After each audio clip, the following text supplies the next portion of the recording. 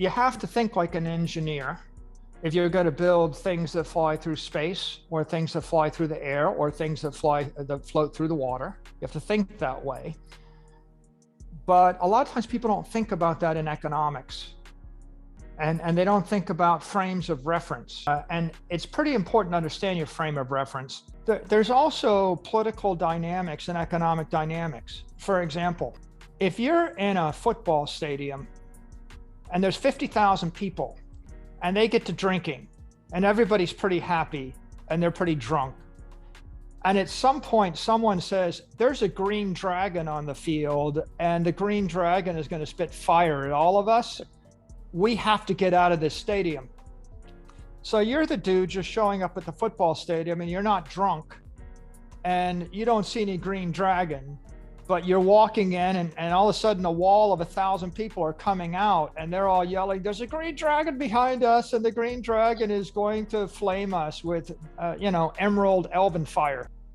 You can say, hold on, I don't think there's any green dragon and I don't think you have to fear any elven fire. But you might very well get trampled to death.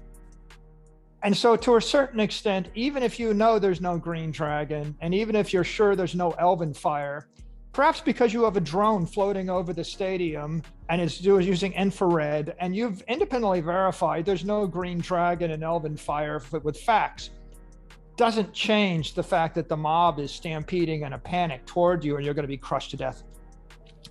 So we have examples like that in the market. You have them financially in the market, right? Sometimes the market gets irrational and you're like, there's just no way, there's no reason that this stock should be going up in value, but it's going up in value. You get caught in a short squeeze. Sometimes there's a cultural short squeeze. You're like, this isn't really rational, but somehow everybody thinks it is. And so I have to react as though it was, because otherwise my business gets ripped to shreds or I get trampled and beat to death. So sometimes I think people don't figure it out. Sometimes they figure it out, but the brute force of the rest of the mob means it's kind of difficult to turn people around. There's a third situation, which is there are certain capital structures and political structures in life. For example, if the money supply is expanding at 15% a year, and your bond yields 5% interest, and you get a negative real yield of 10%, well, a first principle thinker would say, well, that doesn't make any sense. I'm not going to buy that bond. If you had a pool of capital and you could do anything, you wouldn't buy that bond. But if you work for a bond company and for the last 30 years, you've been setting up fixed income investment funds and you managed to raise $10 billion from pension funds and unions and governments, and the only reason they gave you the money is because you promised that you would pick the best bond, you have a charter that says you have to invest in bonds, and you have $10 billion of capital. And every year they evaluate whether they put in more capital or take out capital. You have a capital structure. You've built something with inertia.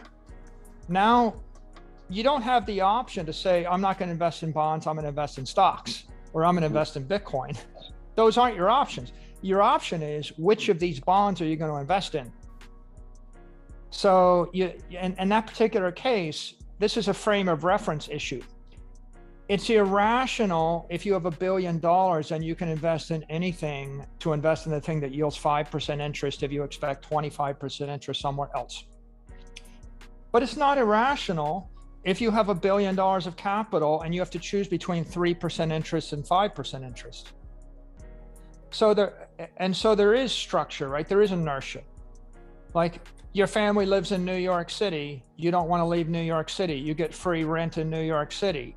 In theory, you could buy a house somewhere cheaper, but you're not leaving New York City because you have cultural ties or family ties in New York City. People, you speak Japanese, you don't speak English. Why don't you leave Tokyo and go to New York? The same answer, right? Cultural inertia, economic inertia, legal inertia.